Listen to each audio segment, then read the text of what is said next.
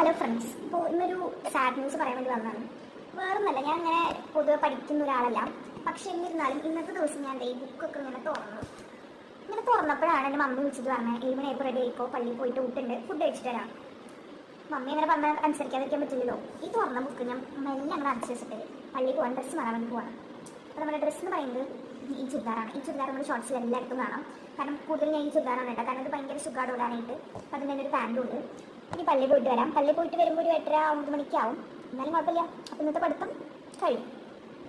നിങ്ങൾ എങ്ങനെ വിചാരിക്കുന്ന ഒരാളാണോ ഇന്ന് നന്നാവാം, നാളെ നന്നാവും, അപ്പോൾ ഇന്നലെ പറഞ്ഞു ഇന്ന് നന്നാവാന്ന്, ഇന്ന് പറയുന്നത് നാളെ നന്നാവാന്ന് എന്ന് പറയുന്നവരാണെങ്കിൽ നിങ്ങൾ ഒരിക്കലും നന്നാവാൻ പോകില്ല. കാരണം അതിൻ്റെ ഒരു ഉദാഹരണമാണ് നിങ്ങൾ മുന്നിൽ നിന്ന് സംസാരിക്കുന്നത്. കാരണം ഞാൻ അങ്ങനെ പറയുന്ന ഒരാളാണ്, ഇതുവരെ നന്നായിട്ടില്ല. അപ്പോൾ ഈ സമയം പള്ളിയിൽ പോയിട്ട് വരാം, അതിൻ്റെ നടക്കട്ടെ, പഠിപ്പോ നടന്നില്ല. ഇത്രയും നേരം സംസാരിച്ചത് വേറെ ഒന്നല്ല, നിങ്ങളെങ്കിലും ലക്ഷ്യബോധമുള്ളവരായി മാറട്ടെ, എന്നെ പോലെ ആവാണ്ട്. അപ്പോൾ അത്രയുള്ള video. Thanks for watching. Do like, share and